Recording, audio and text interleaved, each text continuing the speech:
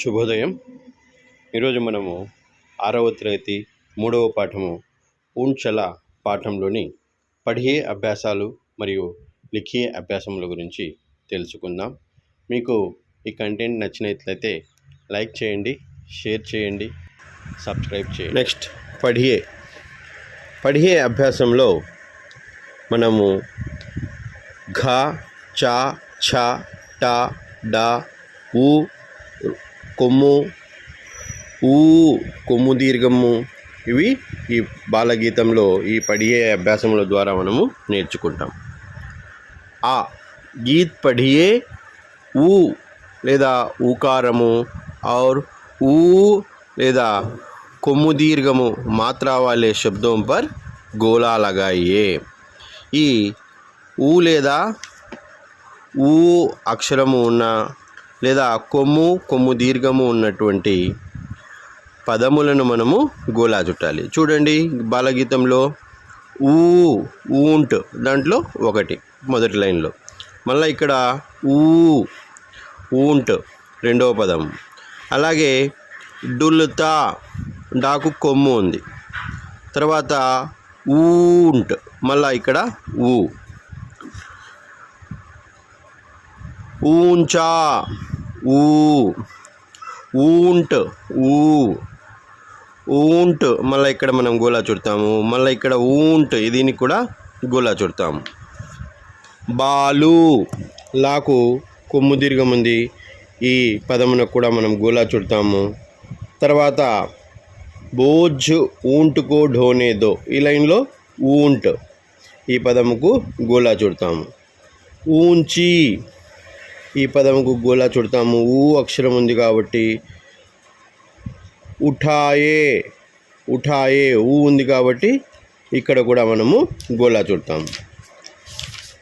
Next అభ్యాసము गीत पढ़िए टा अक्षर वाले शब्दों पर गोला और चा अक्षर वाले शब्दों पर चतुरस्र लगाइए.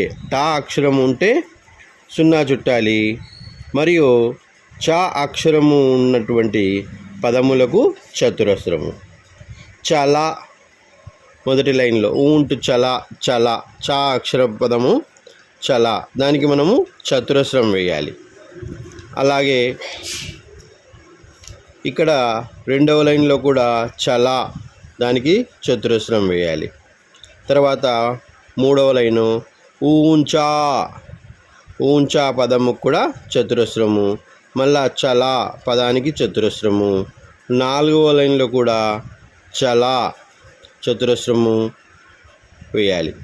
తర్వాత ఇక్కడ ఐదవ లైను బాలు హైతో హోనేదో బోజ్ ఊంట్కో ఢోనేదో, దీంట్లో చా అక్షర పదము ఏమీ లేవు.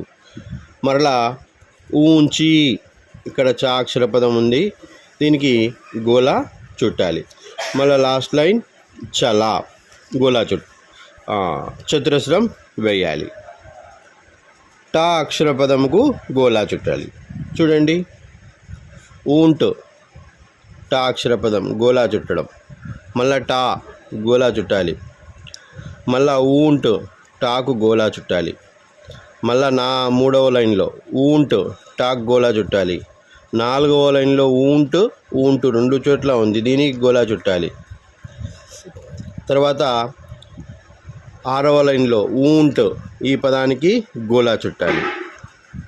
తర్వాత ఇక చివరి లైన్లో ఊంట్ ఈ పదానికి గోలా చుట్టాలి. అంటే మనము ఈ టా అక్షరమును ఈ విధంగా గమనిస్తూ నేర్చుకోవచ్చు.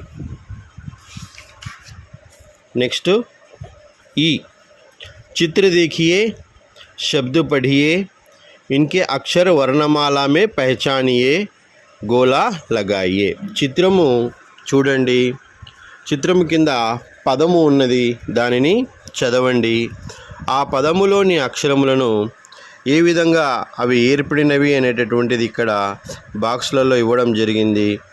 ఆ అక్షరములను వర్ణమాల యొక్క చార్ట్లో మనము గుర్తించి ఆ అక్షరములను గోలా చుట్టాలి, సున్నా చుట్టాలి.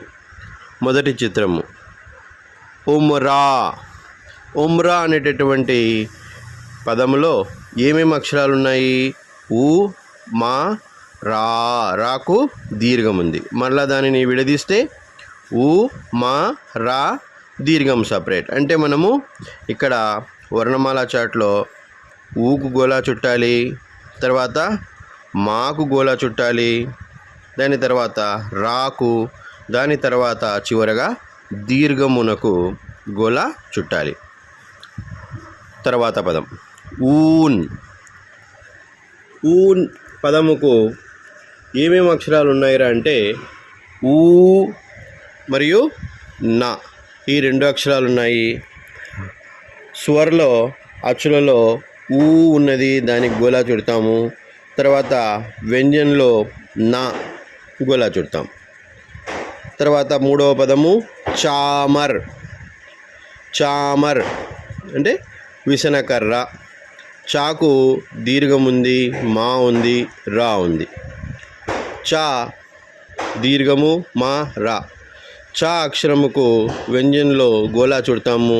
ఇక దీర్ఘమునకు ఆల్రెడీ ముందే చుట్టి ఉన్నాము, మాకు కూడా ముందే చుట్టి ఉన్నాము, రాకు కూడా ముందే సున్నా చుట్టున్నాం. తర్వాత డాలీ.